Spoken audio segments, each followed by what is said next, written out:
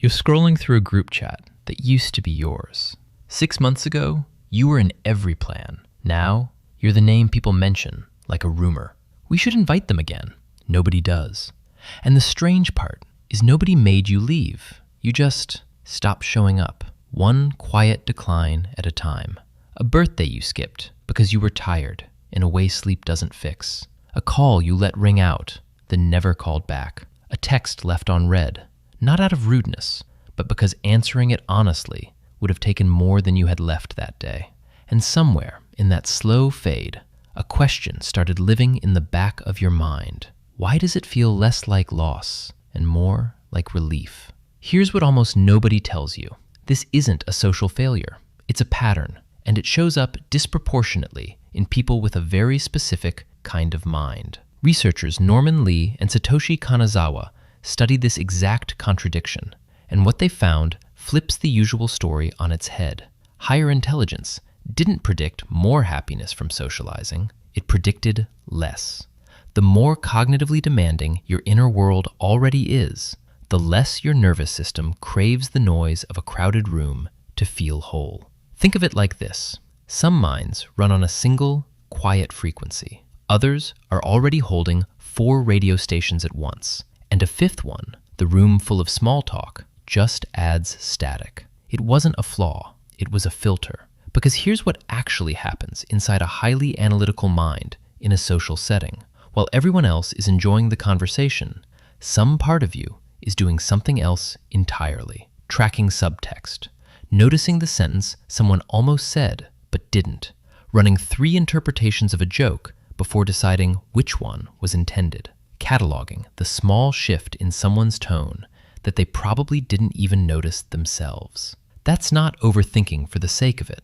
That's your prefrontal cortex, the part of the brain responsible for weighing consequences and reading nuance, working overtime in a place that was supposed to be restful. Everyone else leaves the dinner recharged. You leave it quietly depleted, and you don't always know why.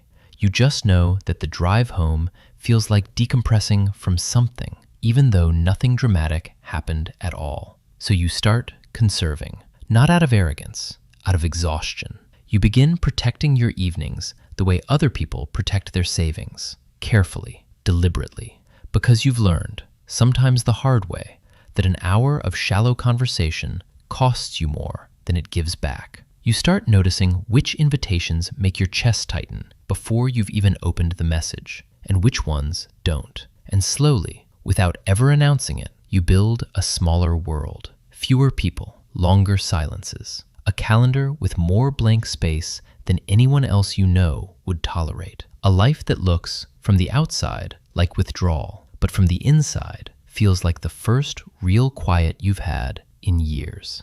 There's a term for part of what's happening here. Psychologists call it cognitive load, the total amount of mental effort being used in your working memory at any given moment. Most people's load in a social setting is low. Listen, laugh, respond. But if your mind is built to analyze rather than simply absorb, that same room costs you triple. You're not just in the conversation, you're simultaneously auditing it. And auditing, done enough times, stops feeling like a skill and starts feeling like a tax. Here's the part that's harder to admit. Sometimes that quiet becomes its own kind of trap. Because there's a difference between solitude you chose and isolation that chose you. Solitude restores you. Isolation just insulates you. And after enough time, insulation starts to look identical to peace, even when it isn't. The mind that disappears from group chats and long dinners can convince itself it's simply evolved past needing people. Sometimes that's true. Sometimes it's something quieter and sadder wearing the same disguise. A tiredness so old you've stopped noticing it as tiredness. You've just started calling it your personality. So which one is it for you? There's a quiet way to check. Solitude, the real kind, doesn't come with guilt attached. It feels clean. You come out of it lighter, not heavier. Isolation, on the other hand, usually drags a low hum of guilt behind it, a sense that you should reach out, followed by the same familiar reasons why you won't. If your alone time leaves you steadier, that's restoration. If it leaves you a little more ashamed each time, that's something else wearing solitude's clothes. Ask yourself something honestly for a second. When you picture the version of connection you'd actually want, not obligation, not small talk, not another surface-level catch-up, does anyone come to mind? If someone does, that's not proof you're broken. That's proof the wiring is intact. It just wasn't built for volume. It was built for depth. And depth is expensive. It costs energy most people spend freely and you spend carefully, which is exactly why you ration it the way you do. There's a strange kind of grief that comes with this, one nobody prepares you for. You mourn the version of yourself that used to say yes easily, who could sit through a loud dinner and not feel like something was being drained out of them. Some people call that growing distant. It might just be growing accurate, finally able to tell the difference between company that fills you and company that simply fills time. You didn't disappear because you stopped caring. You disappeared because caring, done at your resolution, was never meant to be spread across 15 people and a group chat that never stops buzzing. It was meant for the 2 or 3 conversations that actually rearrange something in you. The ones where someone says a sentence and you sit with it for days afterward. Where silence between 2 people doesn't need to be filled because it's already saying something. That's not antisocial. That's just precise. Maybe the goal was never to come back to everyone.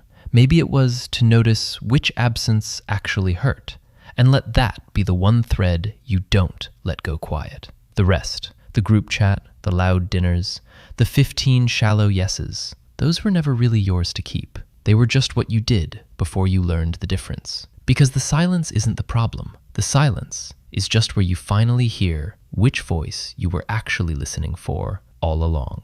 If that sat with you somewhere, you probably already know which name it was.